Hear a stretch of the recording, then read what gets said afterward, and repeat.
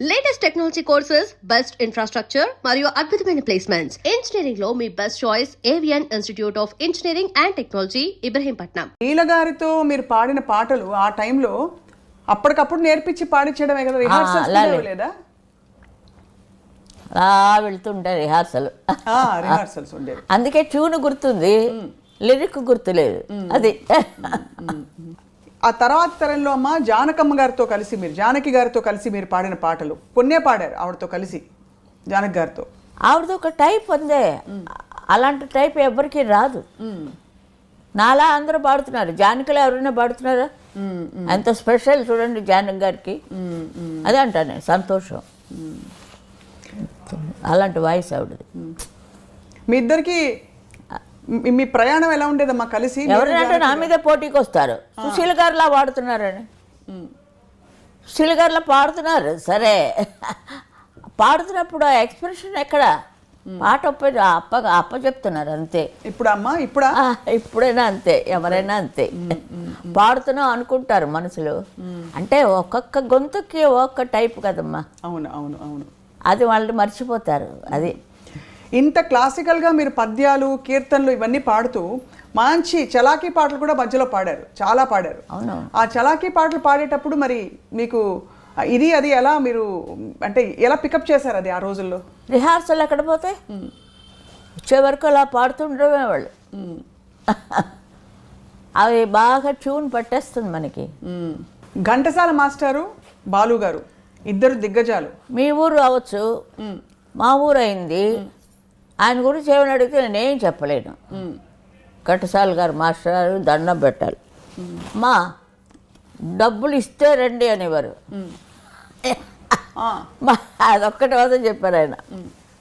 మా ఘంటసాల మాస్టర్ లవకుశా, ఎందుకంటే చాలా రోజులు తీశారమ్మా.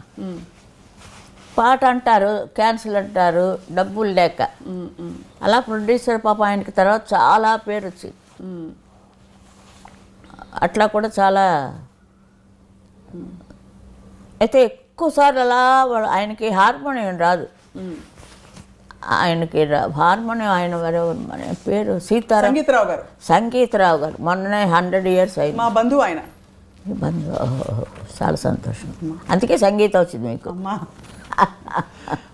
అది ఏదో ఉంటే కానీ ఆ గాలి రాదు. రేడియో భానుమతి గారు, అమ్మమ్మ గారు. అవునా? ఓ, అందుకే మన ఇద్దరు ఇప్పుడు కలిసాం. ఇక్కడ radio Chennai Madras all India రేడియోలో నాటకాలు. నేను ఎప్పుడు ఎఫ్ఎం రేడియో వింటాను ఒకటి వేసుకొని. అందులో అన్ని పాటలు కానీ మాటలు కానీ అన్నీ వస్తూ ఉంటాయి. ఆయన పాడమంటే నేను కాదు సుమ కల కాదు సుమ అది పాడాను. నాకు మామూలు పాటలు రావు, సినిమా పాటలే వచ్చు, అలాగే పాడాను. ఆల్ ఇండియా రేడియో వాళ్ళే మళ్ళీ ముందు వాళ్ళే పిలిచారు. వాళ్ళ దగ్గరే నాకు, నేను ఎప్పుడైనా చెప్పినా నాకు ఆల్ ఇండియా రేడియోవే తల్లి అంటాను.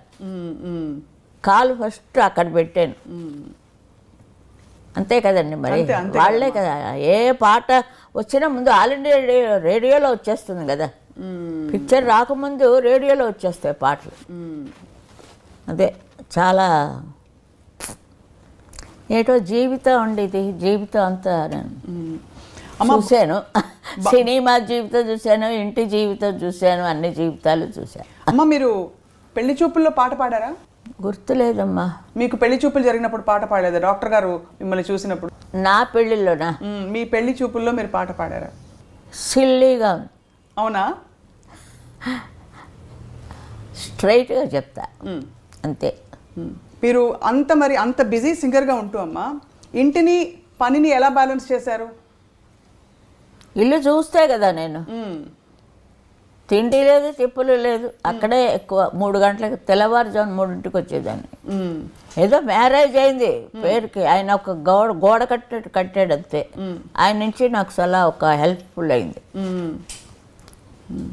డాక్టర్ కాబట్టి చాలా హెల్ప్ అయింది నాకు. వాయిస్ ఎప్పుడు ఖచ్చితంగానే ఉంటుంది, ఎప్పుడు ఏమి తాగను కదా. అవును, చాలా డిసిప్లిన్డ్గా ఉండేవారా? అవునమ్మా. ఇప్పుడు భోజనం విషయంలో అదంతా బాగానే ఉంది. ఆవకాయ అన్నం తిన్నాను, మ్మ్. ఉల్లిపాయ వేసుకుని ఆవకాయ అన్నం తినే చదివానంత చదువు. ఆ. మ్మ్.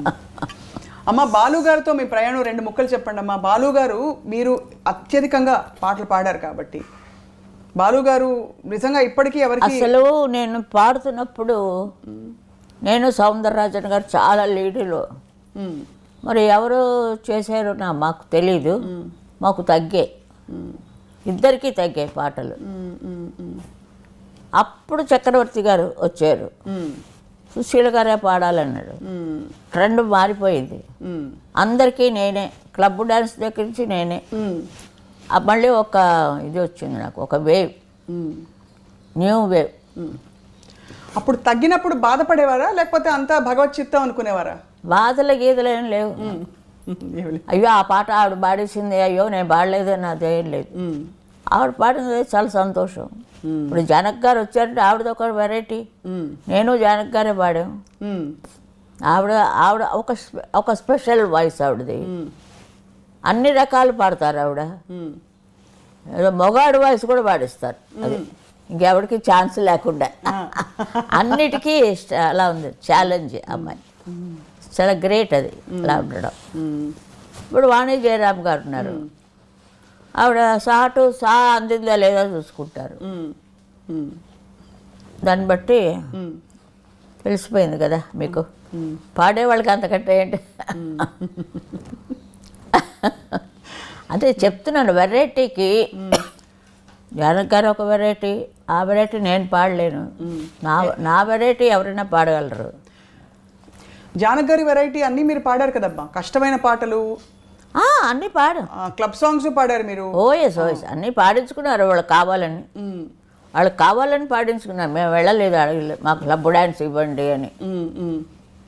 సత్యం గారి దగ్గర ఎలాంటి పాటలు పాడానో తెలుసు కదా. మ్మ్. నాకే సిగ్గేస్తుంది వింటేనే.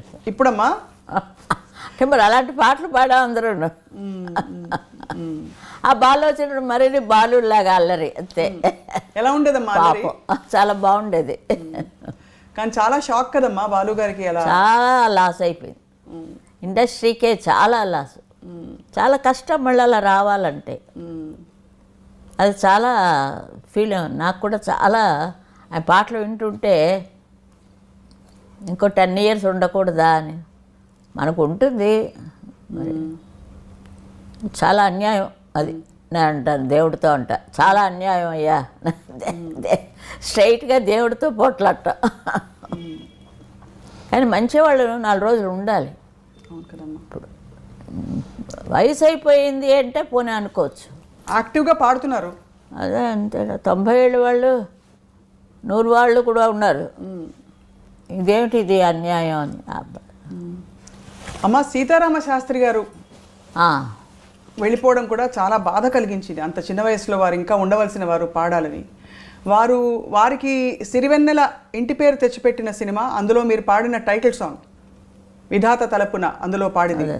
ఆ పాట రికార్డింగ్ గురించి 2 ముక్కలు చెప్పాలమ్మా మాకు. బికాస్ ఏం పాట? విరించినై విరచించి తిని ఈ కవనం, అది విశ్వనాథ్ గారు, కే విశ్వనాథ్ గారు.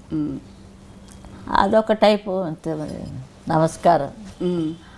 తెలియకుండా ఎవరి గురించో మనం మాట్లాడకూడదు. ఆ పాట గురించి చెప్పాల్సిందిగా కోరుతున్నామ్మా.